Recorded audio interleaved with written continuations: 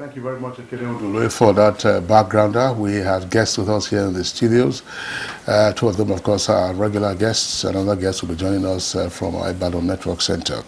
First in the studios here, I would like to welcome Professor Osereme Osumbo, Professor of Law, former Governor of Edo State and two-time Senator of the Federal Republic. Professor Osumbo, delighted to have you again on Good Morning Nigeria. It's my pleasure. Good morning. Okay. Also here with us in the studios, we'd like to welcome Honorable Ogene Ima Ego. He's a member of the House of Representatives, representing Amuwo-Odofin Federal Constituency on the platform of the People's Democratic Party. Now, he was, during the stillborn Third Republic, he was the Publicity Secretary in Lagos State for the National Republican Convention, and that was between 1990 and 92. Of course, he's had other political party leadership positions. Honorable Ego, delighted to have you this morning. Thank you. I'm honored to be here. Thank you. And also in the studio, we are being joined by Ezenwa Nwagu, Chairman Partners for Electoral Reform. It's a pleasure to have you join us. Good morning. Thank you for having me. And also joining us from Ibadan studio is Professor Emmanuel Remi Ayide, Professor of Political Institutions, Governance and Public Policy, Department of Political Science, University of Ibadan. Glad to have you join us on Good Morning Nigeria.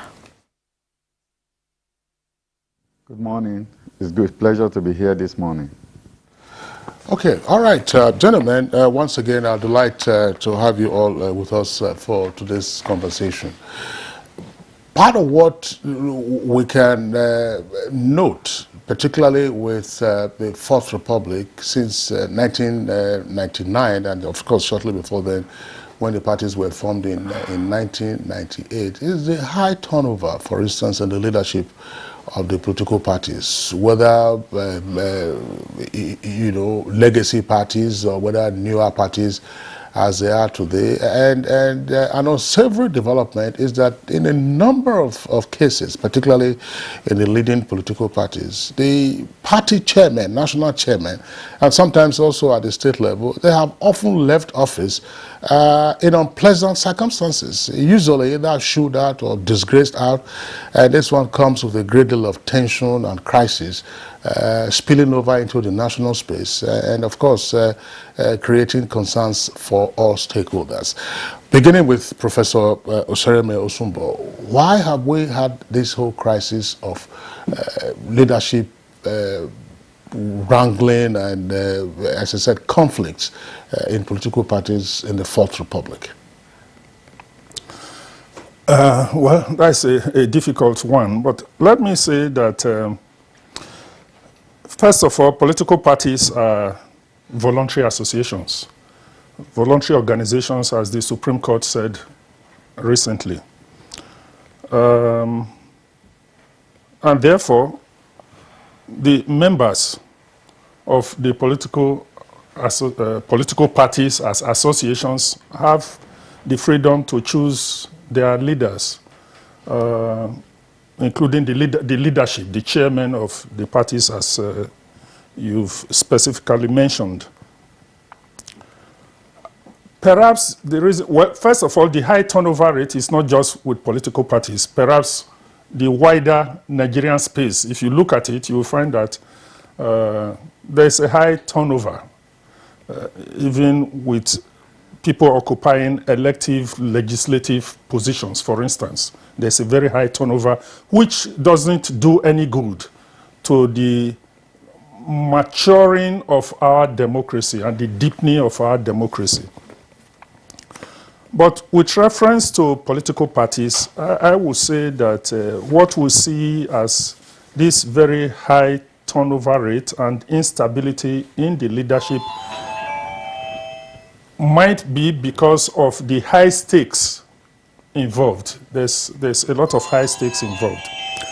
You will know that there are, as I said, voluntary associations like associations, clubs, social associations. They are also associations, only that most of them are registered under the Companies and Allied Matters Act as clubs or associations. But there's less instability in those associations compared to political parties, which are also associations, although registered in accordance with the provisions of the Constitution by INEC, instead of CAMA, the CAC, Corporate Affairs Commission, in the case of other clubs and associations. So as I said, the reason might be one, that there is a tendency for people to jostle for positions in political parties because of the benefit, quote and unquote, that are offered, as against like voluntary clubs or associations where the benefits may not be as pronounced as you would experience in political parties. That is one.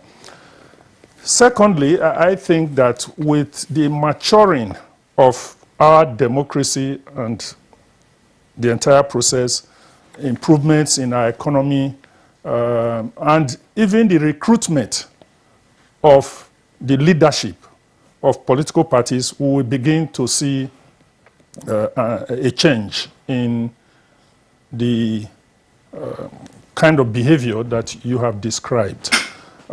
How do we bring about this change?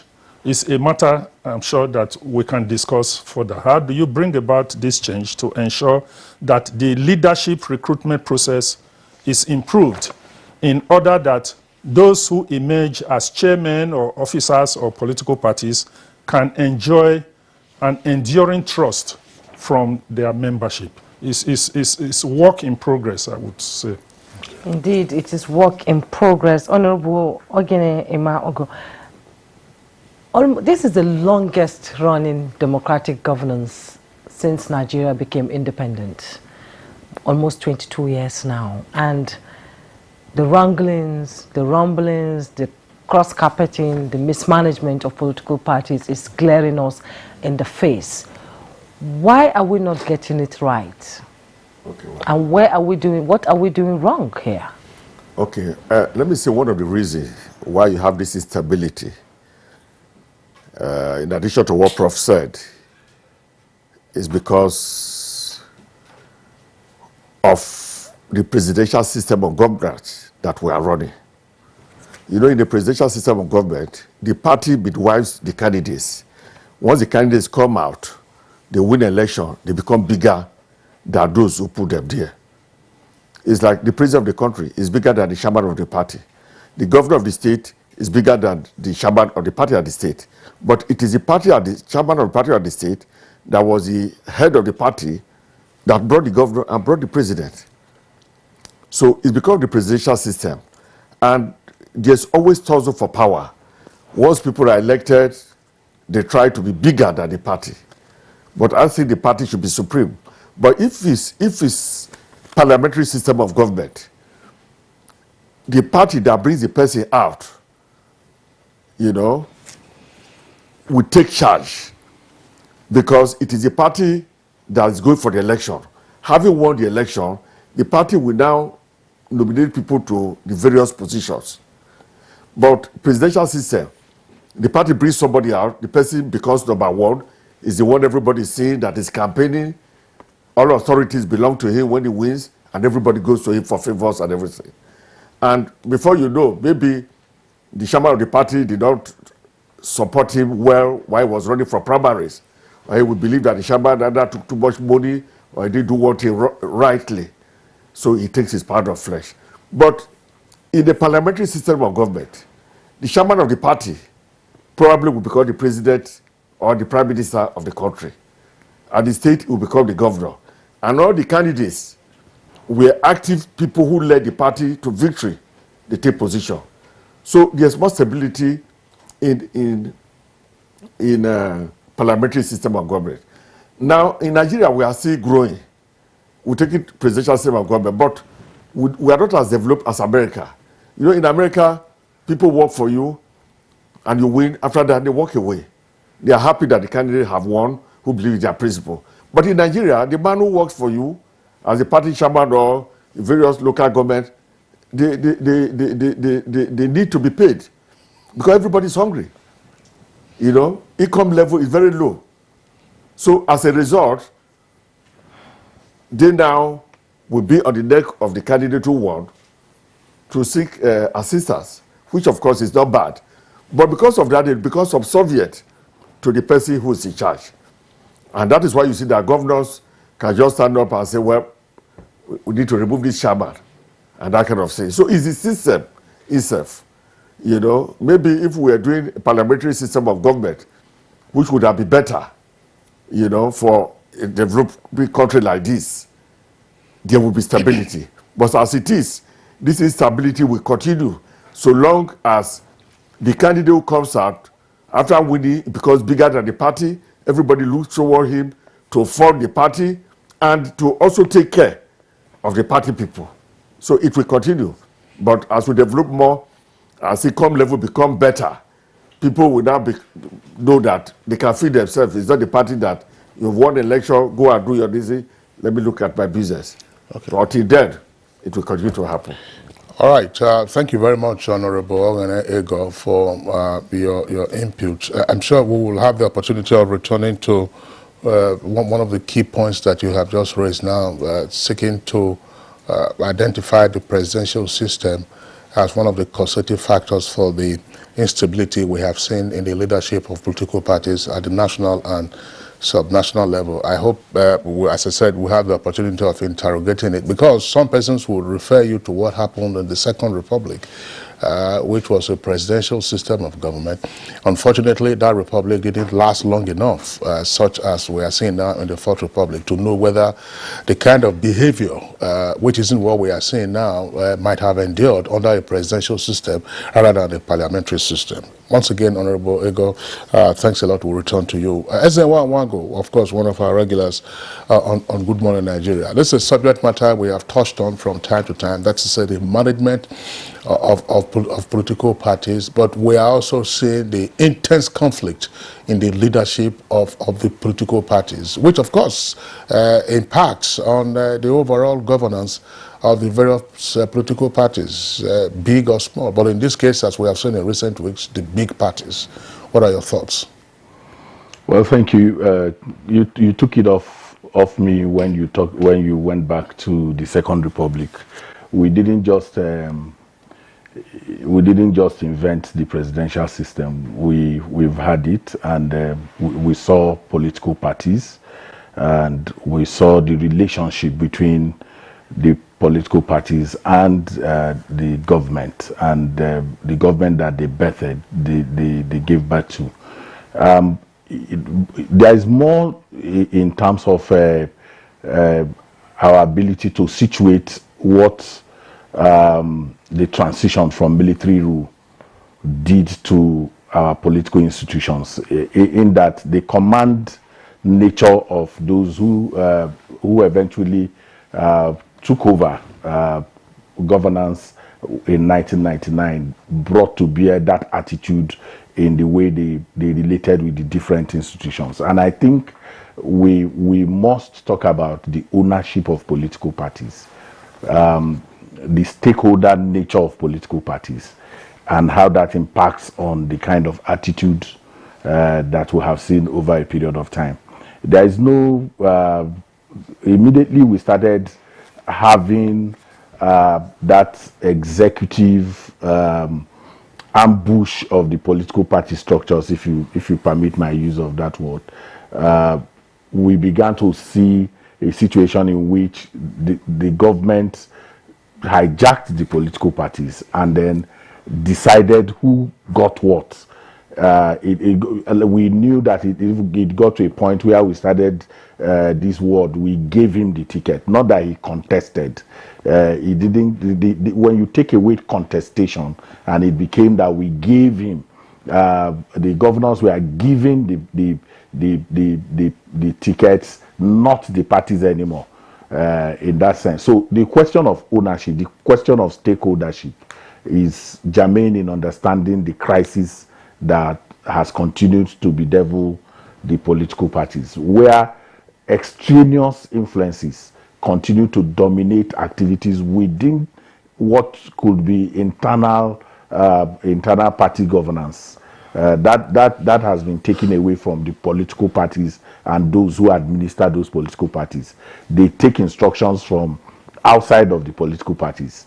Whether even before they get into government, there are people who are not in government, who don't play any role in government, who sit in their houses and determine who gets what, even till now. So for me, just to preface my conversation would be, we cannot divorce the crisis that we face currently from the issue of ownership, from the issue of stakeholdership of the political parties. Secondly, the issue of differentness that political parties are known for. We should be able to say this party is different from this. But the challenge is that the crisis that is in one party is in another one, because the governing ideology right now is that whether it is in this party or the others, there are people who think they own the party, and what they say will happen. And when what they are saying is not happening, they create that crisis,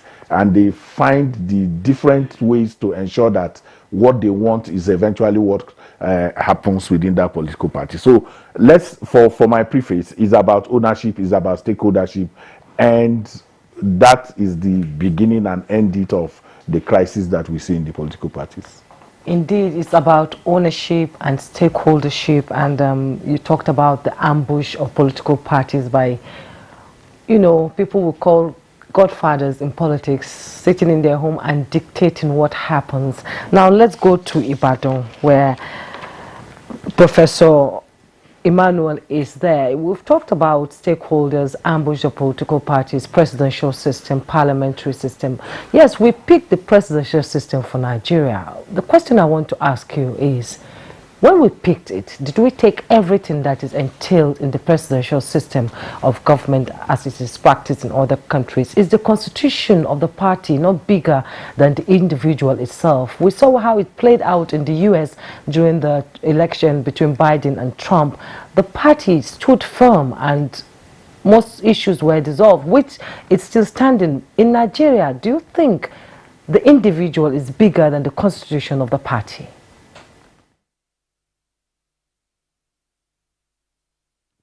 Well, I think the problem we have in Nigeria has a lot to do with the lack of institutionalization of the political parties. And the reason why this is so has been mentioned by Izinwa, identifying the very idea that parties are supposed to aggregate interest, and you don't see commitment to certain ideas by members of political party. What you have, as someone described it, is special purpose vehicles. People just, because the constitution requires that you be nominated by a political party, you just take a political party as an instrument for you to fulfill your purpose. And as he said, if you look at the beginning of the Fourth Republic, what you find is a situation where there's strong tension over the ownership of political parties. Once the party members are in government, they want to dictate to the political parties, or you have very powerful gatekeepers, people who think that they own the party and whatever they want should be done. In the height of it, when we thought that there was going to be some kind of institutionalization, where we want to differentiate the leadership of the political party from the political leadership of the government, you find a situation when Obasanjo was president, he was leader of the party. When he was going to leave office, he wanted to make himself again the leader of the party, and it was resisted. And since then, the legacy that he has left in terms of those in government dictating to the party has remained. On the other hand, you also have those who are powerful forces within the political parties who are not in government, but have sufficient resources, to distribute patronage, also having a very strong hold on the political parties. I think that's the crux of the matter, and it's not a question of the presidential system or the parliamentary system. I think what is really at stake is the decision or attitude of those who manage politics in Nigeria, politicians in general. I think they've not decided to have parties who will be strongly established and institutionalized to serve the purpose of strengthening our democracy. Rather, they continue to see the political parties as just instruments for gaining power. If the Constitution did not require them to be nominated by political parties, probably they would do away with the political parties completely.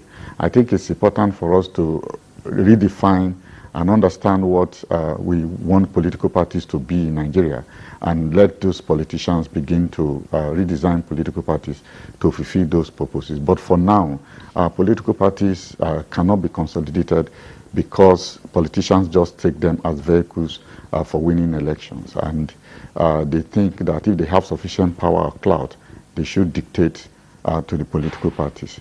In any case, if you look at many of those political parties, there are serious problems with them in terms of how the party structures have evolved.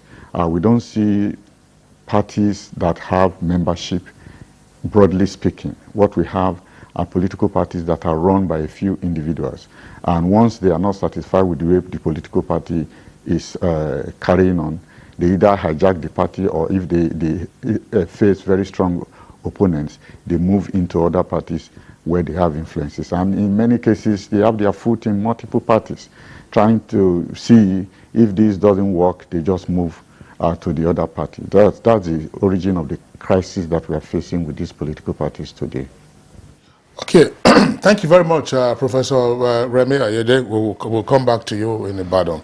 Back to our studios here. We'll have the benefit of the practical experiences of both Senator Osumbo and Honorable Ego here in the studios. First with Professor Osumbo. Yes, the fact that political parties are voluntary associations, the fact that political parties are private entities with significant public interface and therefore public duty. We also know that political parties are not governed or supposed to be governed in a whimsical manner. Political parties have their own rules. That is to say, they have their own constitution. They have their own resolutions. But why has it been apparently difficult for the parties, that's to say that the key players in the parties, to abide by the provisions of their own constitution? Well, why has it been difficult? Again, as I said before, it is the attitude of the people. And even law, there is a view that human beings really would like to be free to do whatever they like, freedom. People like freedom. But the only way you can keep to ensure that the freedom is not abused is by setting down rules and insisting and ensuring that those rules are complied with. Otherwise, people will want to do whatever they need to do in order to get some advantage or benefit for themselves. It's natural. But the constitution of the political parties, in fact, the Constitution of the Federal Republic of Nigeria ensures or insists in section 222 that before you can function as a political party, you must have a constitution which is registered with INEC, and any subsequent alteration to that constitution must also be registered with INEC. So it is my view that the constitution of political parties are envisaged to be of very high importance and must be complied with. That is why I find some certain remarks by the Supreme Court in the very topical recent case that courts are not concerned with internal affairs of political parties. That is not borne out by even previous judgments of the courts. They look into the internal affairs of political parties. What I'm driving at is that the only body that can insist that political parties conform and abide by their constitution are the courts. And the courts should not shy away from this. There can be abuses, of course, but the only way you can rein in on the excesses of human beings is through rules and insisting that those rules must be obeyed. So I see this as a very important way forward. The Honorable Ogane also mentioned economic benefit, economic empowerment. People are desperate for power. because it's almost like life and death matter for them. That once they lose out, then perhaps the future becomes bleak. So they go all out to ensure that they retain power or remove whoever is in power in order that they themselves can be there. So it's not just something that is caused by maybe a president or a governor. I see this as something which is endemic within the population. So whoever is there, unless the rules keep him in check, he's likely to also do like whether it's President Obasanjo or Governor so-and-so. There's a tendency in human beings to behave in that manner unless the laws keep them in check. And the constitution of political parties, if they are faithfully implemented, followed, and they guide the actions and activities of these officers, then we will not see, or at least the incidences that you've referred to, that many of the panelists have referred to, will be minimized. The way you can check human conduct, as I always insist, is through rules. Without rules, then human beings, life will be brutish, nasty, and short. It will be every man on his own, survival of the fittest. So in summary, I believe that the way that we can begin to engineer the behavior of Nigerian politicians is to ensure that the rules are laid down and the Constitution has so ensured, and then for the courts to insist that that Constitution, which binds the members and the officers together, are complied with. Nobody should feel superior to the rules which the association, which the members have set for themselves as the guiding rules for the political party.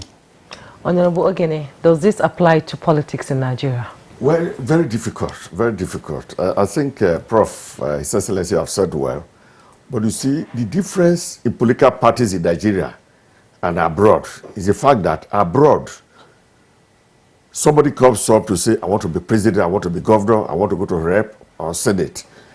And then people in the community come together and put their money. They donate money for the person to contest the election. So the person is going there for idea, for purpose to go and use this idea to rule, to benefit everybody. Those who put down the money, they are not asking for any favor. They may be party people, you know, like some who brought Biden. A lot of people donated money. But those who are donating, once Biden have won, they are happy. They go back to their house. They believe the man will bring out policies that will rule the nation to their satisfaction, and that is all. But in Nigeria, somebody calls out, you want to contest. Before you even come back, you have to look for money. Sometimes you sell a house, you sell some other properties to raise the money. So once you lose, maybe sometimes you would have lost all that you have. And then those who are donating money too, are donating, if it's to a governor, they'll tell Your Excellency, I'm a contractor, I do roads, I build houses, please, is the money I'm giving to you. I hope the governor will have to problem. Because you the always governor, want payback. That is it. The governor is looking for money. You know? So that is the difference. Then, by the time you get to the office, if those who donated, you are not taking good care of them, it's a problem. And like I said earlier on, because we are talking about why there is here political instability. And one of the major reasons, like I said, is because in Nigeria, the man who is going to be president or governor or the position is not the party people who are in charge of the party.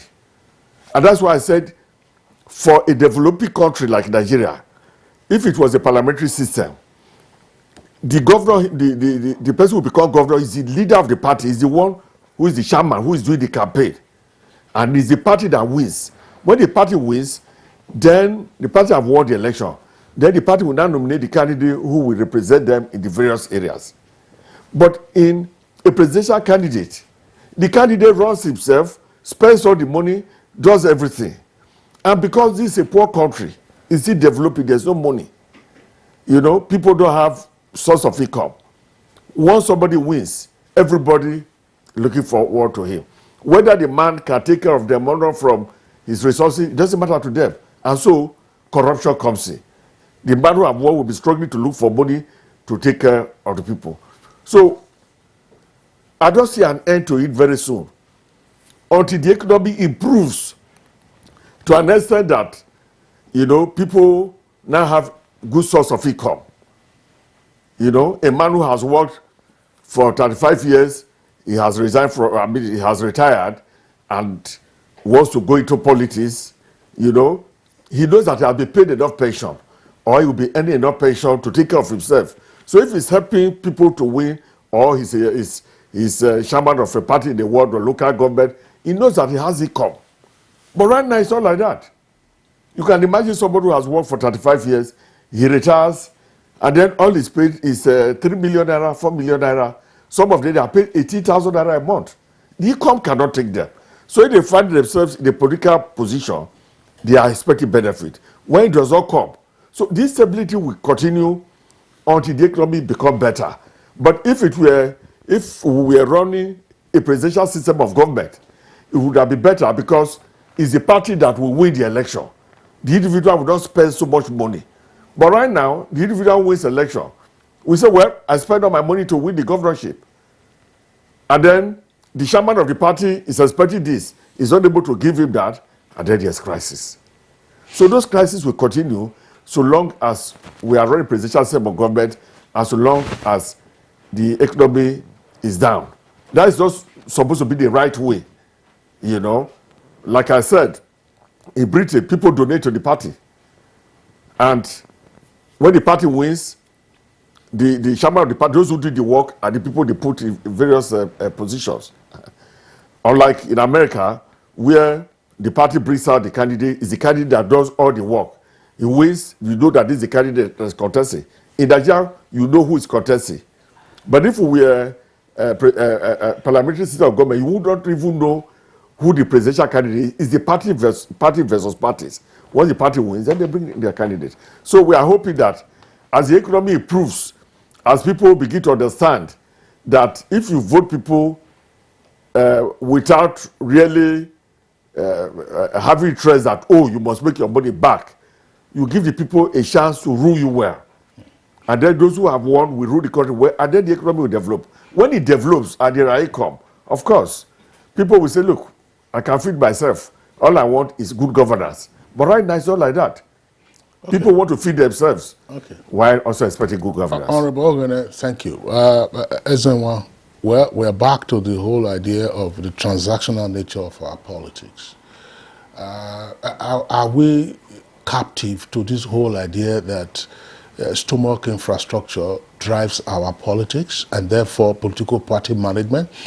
Professor Ayede has very rightly drawn attention to the fact that our political parties are more like SPVs, that's to say special purpose vehicles, and that's why you see politicians hopping from one platform to the other, looking for the most convenient vehicle that will take them to their destination. But is it possible? Well, yes, we have described what the current practice is, but can we be normative and say, look, this is what ought to be? Are political party managers, hostages as it were, that they cannot break out of this whole mode of, you know, seeking financial benefits, seeking advantage from an executive, and, you know, the whole thing is all tied to, look, what do I put in my pocket? How do I survive from day to day? What else can be done? What else can be done by the party managers to create a new narrative? Well, I just think that first we are shifting the mirror away from the political parties, political party administration and management, and the crisis thereof. And why I say that is that if you look at the current scenario that we have, most of the folks who run the political parties are not hungry people by any stretch of imagination. Whether today or yesterday, you have had former ministers, former governors, who, by the nature of the process that threw them up in the first instance, it is the process that threw them up that is always throwing them out. Because the owners of the party were not involved in the making of that leadership. They were, if you like, if not imposed, craftily, grafted into those political parties. So when they fall out of favor from the process that threw them up, they are elbowed out, and then so until we deepen the ownership of political parties. And let's not forget that, just take the PDP that ran the country for 16 years. The PDP started what it called the People's Democratic Institute, which was an institution where they began to train party managers and build those structures that enabled people who will run the political parties. But as soon as these people that I'm talking about came, they killed that institute. They killed the process. There are no internal party processes that throw up candidates within the party. The positions are shared, and when they are shared, there are different locations and godfathers in those locations who determine who take those positions, to the point where even cleaners in their party offices represent an interest. So until you are able to take away those issues from how political parties are run, then we will not be able to, whether abroad or here. Kisley, you do know that there are interests that play even in the American system that contribute money, and they don't go back. They still stay there. The policies of government are directed by these lobbyists who put in their resources, whether it's on the issue of guns, running of guns, and the rest of them. So it is simplistic to say, oh, it's until the economy has nothing to do with the attitude, the self-governing nature of the people, the institutions that we have vested the responsibility for leadership recruitment. If you cannot obey your own rules, if you make a law for yourself and you can't obey those rules, you are running primaries, you are running, you are selecting candidates for positions, governorship, house of rep. There is no distinct delegate list that those who are contesting that office can say, I have the list of those who are going to vote in these primaries. I have the list. I can identify. INEC will be, in Anambra, for instance, now INEC will be giving political parties the list of voters for the November 6th Anambra election. Few months to the election, INEC will give them the voters register. They can go through it, they raise objections. The political parties make those demands on INEC, but do not do so for themselves. So it has nothing to do with the economy. It has more to do with the determination to subvert processes and get dubious advantage. And so if we reduce it to income, transactional, people who elect you, if you sell properties to go and contest election because you think that you are going to it becomes an investment, it becomes a hedge process for you. We need to divorce ourselves from that and say, look, if you get into government, you are going in for service, you have a role to play. Sometimes we exaggerate our own role.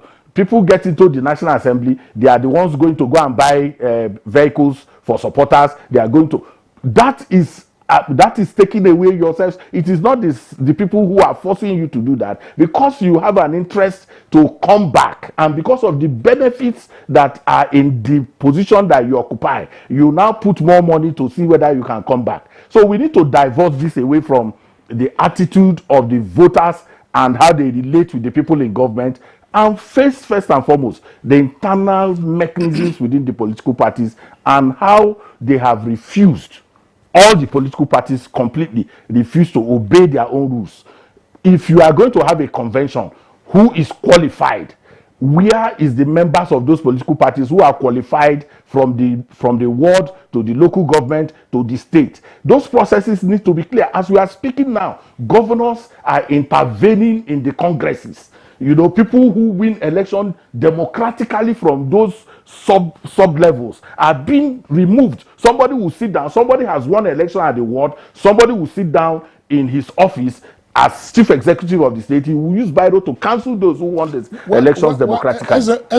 Thank you very much for your contribution. But I don't see any major disagreement between what you have indicated and what Honorable Ogene said is probably just a matter of accent with regard to the economic factor in our transactional politics.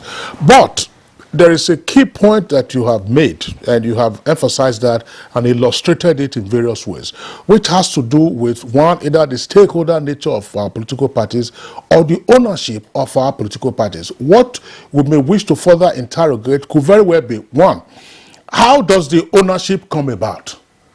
It is like saying land, you know, how do you become a property owner? So how does the ownership come about? How is the ownership sustained? How is the ownership displaced? It is there you, I believe, and from what we're asking our guests, you then begin to see the economic factor.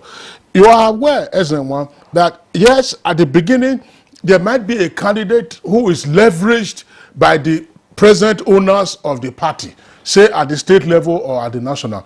When that individual gets leveraged, say he becomes a governor or he becomes a president, the next thing will be for that individual who is not governor or president to say, well, I have to detach myself or delink myself from the strings of the owners of the party, so I begin to accumulate my own war chest, begin to build my own structures. Isn't that where the crisis also emanates from? Professor Remi Ayede in Ibadan, what are your thoughts on this?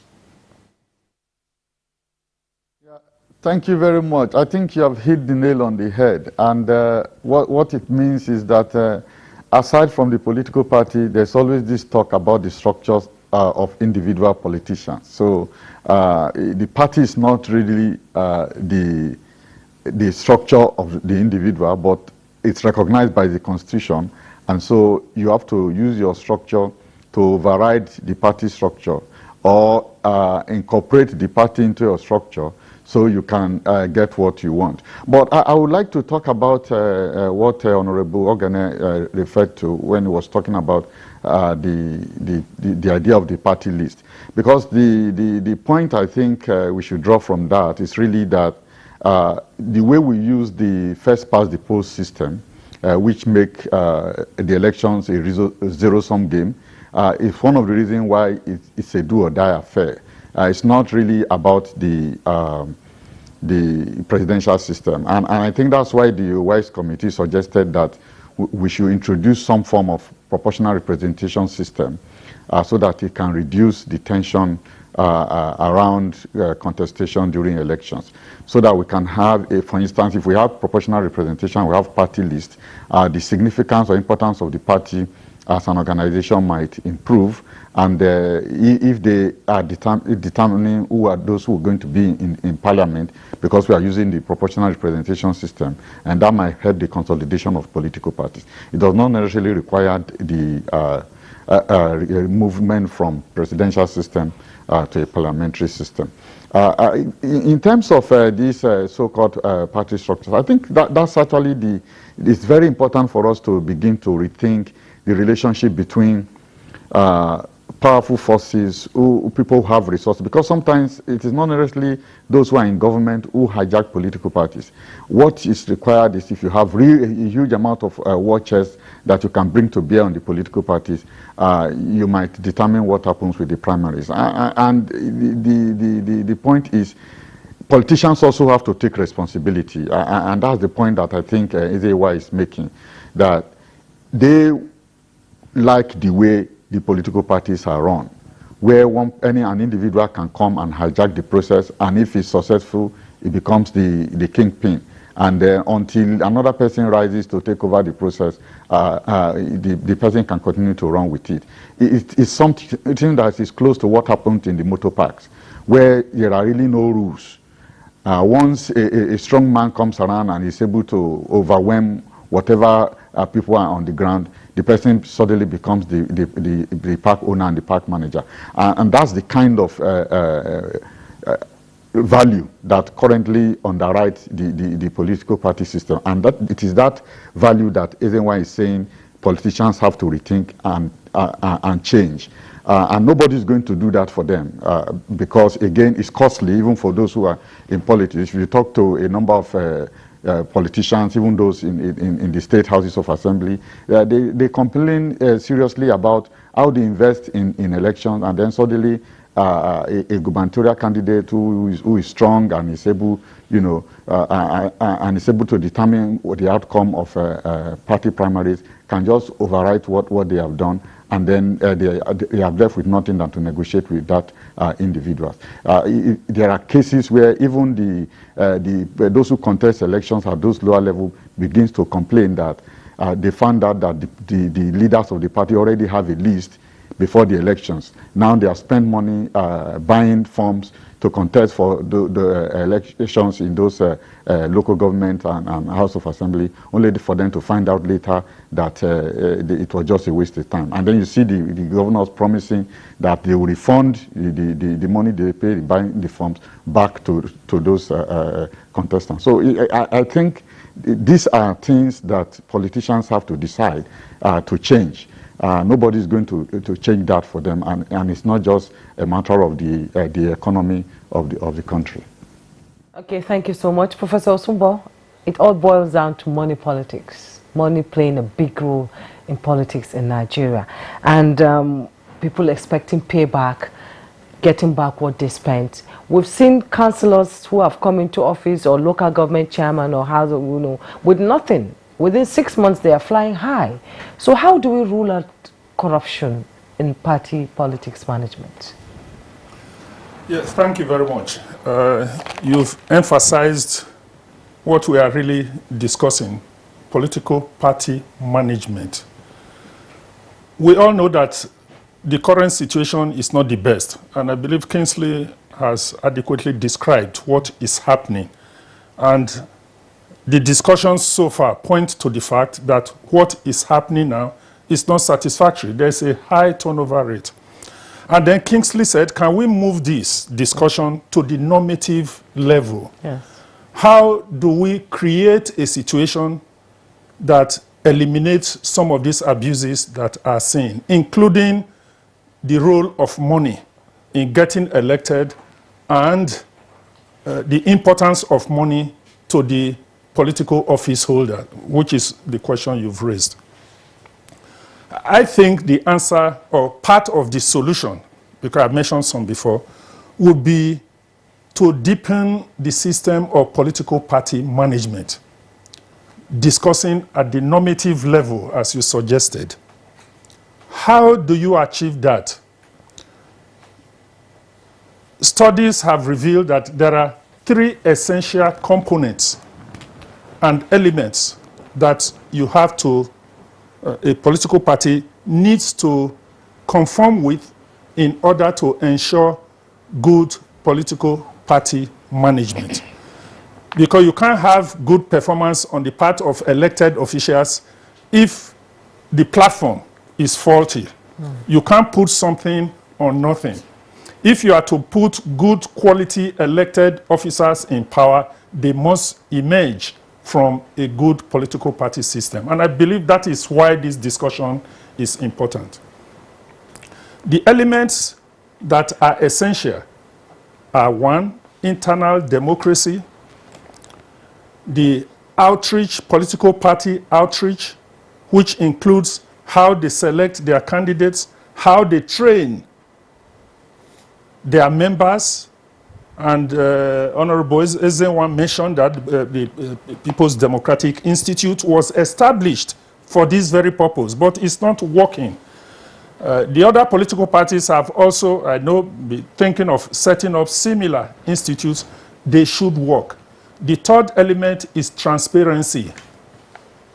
If there's no transparency, some of the abuses that we've been talking about arise due to lack of transparency and accountability in the system. So once the political party conforms with the dictates of internal democracy, so that those who are elected into positions are the outcome of free exercise of democratic power, of voting power by the members, they are the product of election by the members, there will be more stability.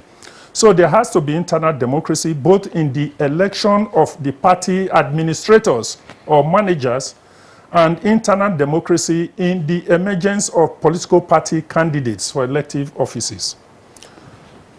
Then I mentioned the outreach. How do you select these candidates? How do they emerge? Is it just to the highest? I remember in the Second Republic, one popular politician said the presidency of Nigeria is not for sale to the highest bidder. But we find that these days, political offices are more or less for sale to the highest bidder.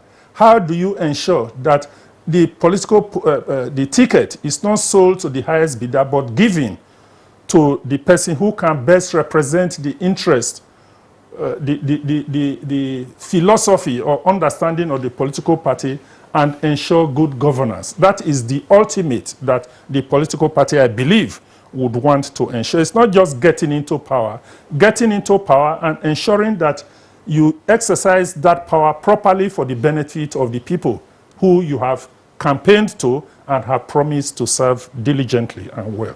The other is transparency. Why are people so desperate to get into this position? It's because they believe they have benefits, things they can take. Nomination forms are sold to thousands of aspirants, and people begin to question, where is the money? And yet the same people complain we don't have money to run the political parties. Where is the money that you collected from aspirants? So these are some of the things because of lack of transparency and accountability. I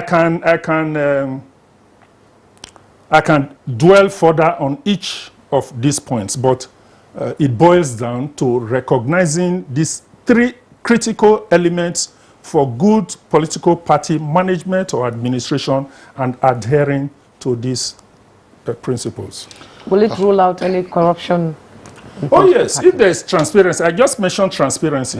Once there's transparency and accountability, then it will go a long way to eliminate corruption. You know that whatever money you are collecting, you must account to it, to the people. Looking at the political party now, I'm not looking at the elected government official. That one is separate. If those who are the officers of the party know that they are accountable to the members, they must organize national convention. The constitutions require that national conventions of political parties must be held at certain intervals. The constitution requires that elections must be held at certain intervals. The Electoral Act requires that INEC must monitor these congresses that you are organizing. If these are adhered to, then you will see less of the abuses that we are talking about. It's like the manual. If you want to succeed, if you buy a car and you want to enjoy that car for 20 years, you must follow the manual. That's right. If you want your democracy to operate properly as it is meant to be, you must follow the manual. The manual being the Constitution of the Federal Republic of Nigeria and the Constitution of the political parties themselves. All right. Thank you very much, Professor Osumbo, for your insights, and indeed the other gentlemen. I'm quite, of course, excited by the three major principles you talked about: internal democracy, political party outreach, which will incorporate the training of members and selection of members, as well as transparency. We might just add a fourth to that, which is to say, how do you ensure that the political party itself is a going concern, even as a voluntary organization? As a going concern, how does it survive? How does it survive? Is it by surviving and going to government coffers for sustenance, or by rallying your members and then getting into sensible investments in this particular instance? We're going to take a short break now. When we return, gentlemen, we'll continue with the conversation.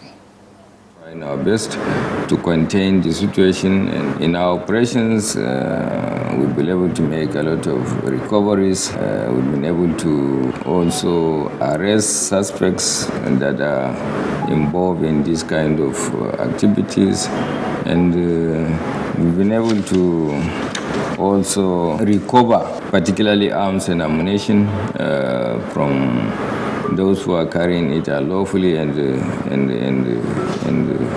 disturbing the peace of the people. But generally, our morale in the Nigerian police is always guided by our commitment to do what we have sworn to do. Peace and security must be looked into as a priority by all. To look at security as the business of all of us.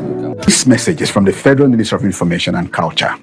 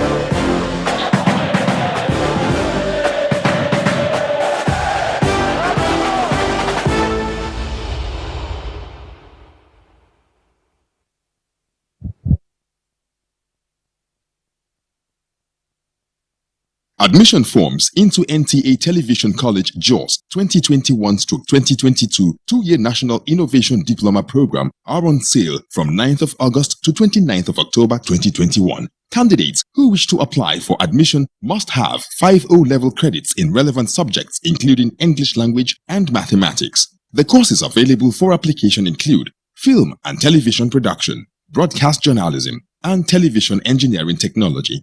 The admission forms can be obtained at NTA Television College or any NTA station nationwide at the cost of 7,500 Naira only. Payment for the form is through remitter platform only in favor of NTA Television College. For more inquiries, please call 0803 079 5335 or 0806 980 9807. Management Announcer. All right, you're welcome back, and still Good Morning Nigeria, live on the network service of the Nigerian Television Authority. All our 4 guests are still with us. Professor Remi Ayede of University of Ibadan in our Ibadan Network Center, and Ezewan Wango here in the studios, Professor Sereme Osumbo, and Honorable Ogene Ego. Honorable Ogene Ego, just before we went on the short break, we were listening to Professor Osumbo, now walk the normative, that's to say the prescriptive behavior that we should find from party managers. I do know that there might just be a distinction now between party managers and party owners, following from the conceptualization by SN1 Wango. But let us, for the purpose of this interaction, merge the owners and then the managers, because the activities and roles or lack thereof, are the things that result in the conflict and the kind of crisis that we are seeing around. What in your opinion, can and should work more efficiently for the administration of political parties with the knock-on effect that we will see in our democracy? Yeah, I think what we need to do is to give the parties the power that they deserve. As it is now, once the parties midwife the candidate and the candidate comes out, the candidate is stronger than the party. If you look at what we started from 1999, the president, Obasanjo, was responsible for the change of chairmanship, national chairman of their party. So many of them. Once it doesn't like this, it removes. It happened during the time of Jonathan also. And of course, in the present president, when they changed Oshomole, they said the world suspended him. So the world would now remove the chairman of party for the whole country. And before you know, the elected people, the presidency and co, Oshomole fell into disfavor with them, and then they removed him. So what I'm saying is that a time should come, or we need to deepen the strength of the parties. Parties should be able to recall their candidate. After all, it's the party that brought the candidate out.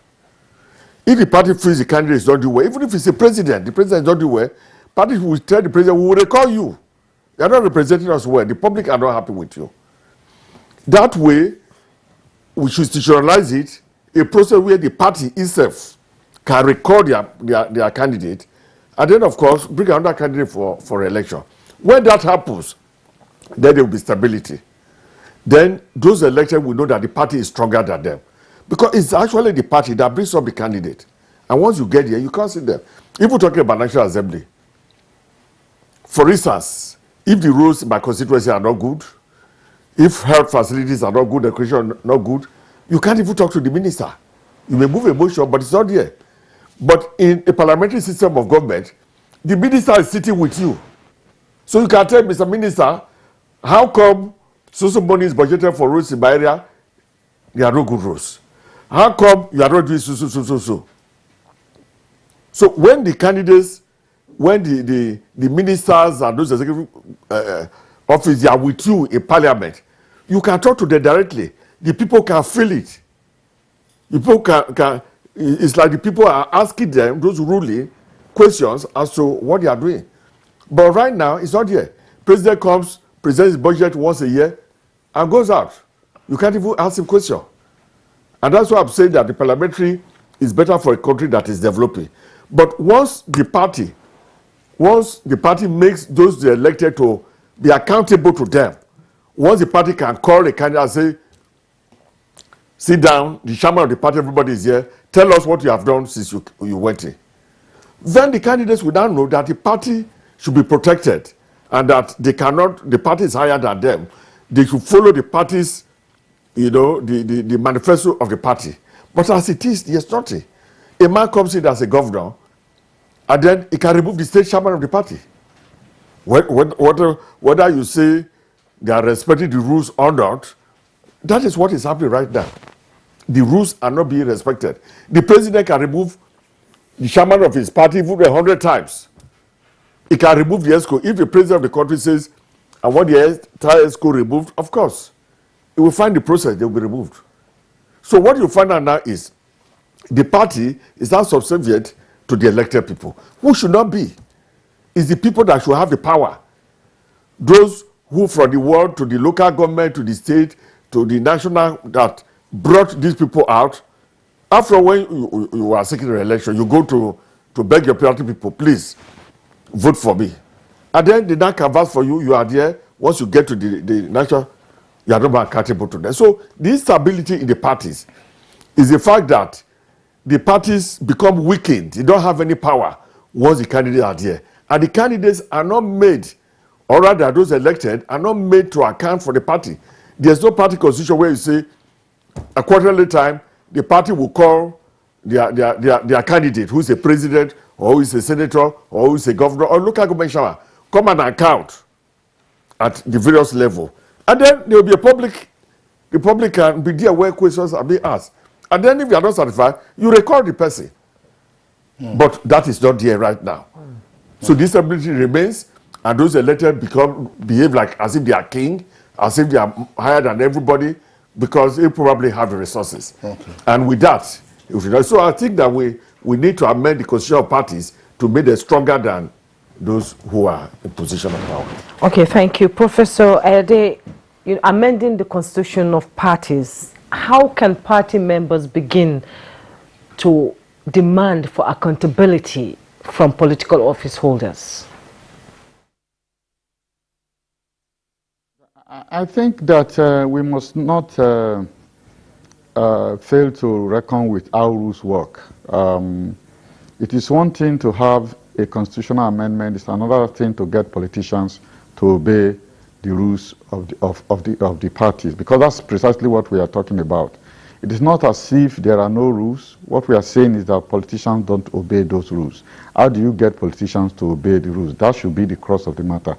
And that's why I made the point again that sometimes in analysis we ask, do we change the rooms or we change the players? What we are facing now is that we don't have the option of changing the players because the players are Nigerians, they are politicians, they are there. What we can do is to appeal to them to have a rethink and pay attention to the consequences of their actions.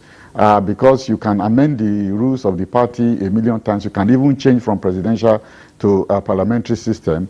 If politicians still think that they should not abide by rules, they will still not abide by that rule. So they should pay attention to the consequences of their action and recognize the fact that there are certain values that support democratic deepening. These are values of moderation, of respect for the rights of others, and more importantly, they should also know that you don't have to win all the time. And lastly, the parties must have well-established grievance procedures so that when people are aggrieved, their grievances can be addressed within the political parties. And I think these are the areas where politicians have to look. In terms of the rules, rules cannot work no matter how good they are if people don't obey them.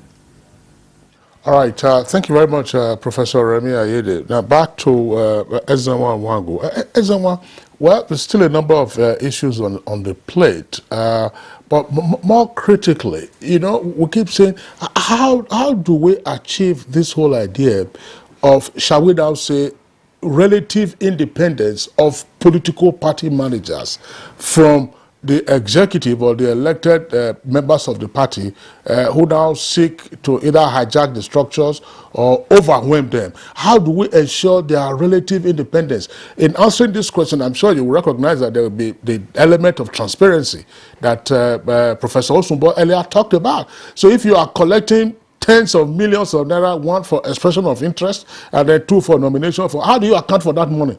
And then when you are a political party manager, in whatever position at whatever level, must you be going cap in hand to be hanging around with either the local government chairman or hanging around in His Excellency's office? The political party herdsmen, they eat the same thing with the cattle. So the cattle, therefore, does not respect them.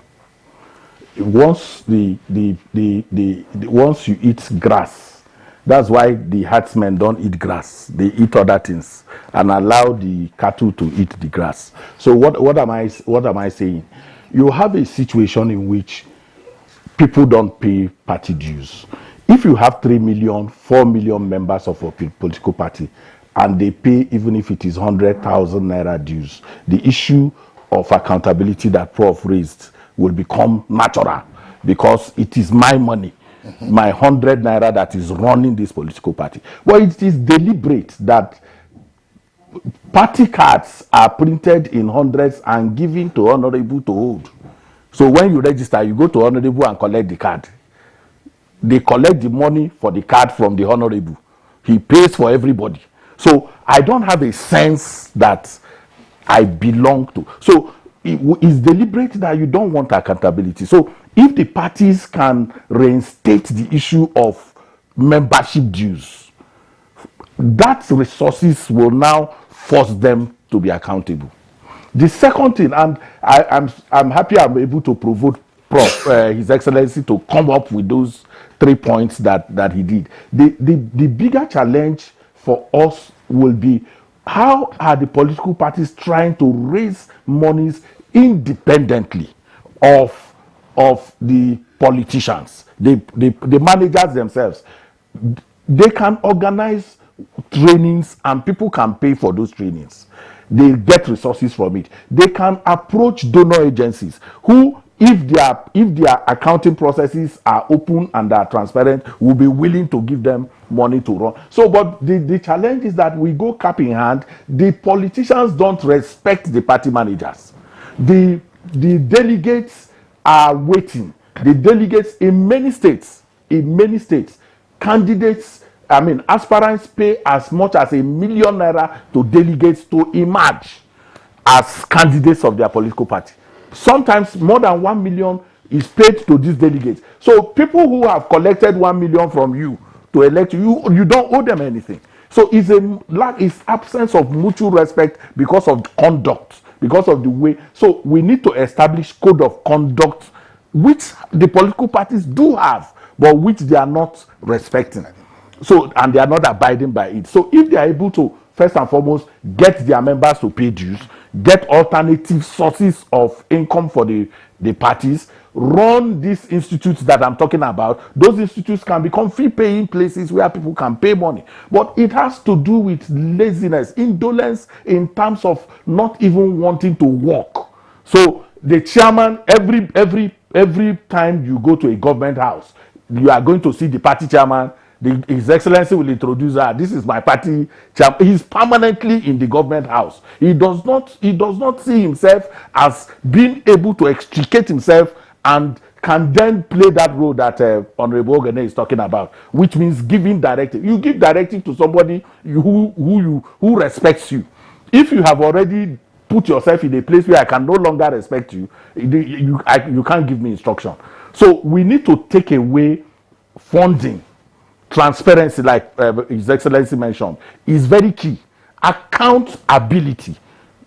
Accountability. That is the ability to account for the money. So even if it is nomination fees, when you put it together, who is accounting? When the parties are having their convention, the issue of audit comes last and is deliberate. It is put last. By the time they are going to audit, there is already rowdiness, so you are not going to hear who donated what, who put what. So it's a deliberate system of confusing the situation, and until you are able to streamline these things and make them realize that people understand these issues. So there is no problem receiving money for nominations and the rest of them. When you receive those monies, are you accountable for them? Can anybody say this is what this money was used for? So the person who gives you money knows you are not accountable for it, and he does not want you to account, because that disables you. It puts you in a position of disability when he knows that you are no longer accountable. And for me, that is the huge challenge that we face. All right. Mr. Ezewanwogo. The auditor's report as the last item. That's what is done in the unions too, actually.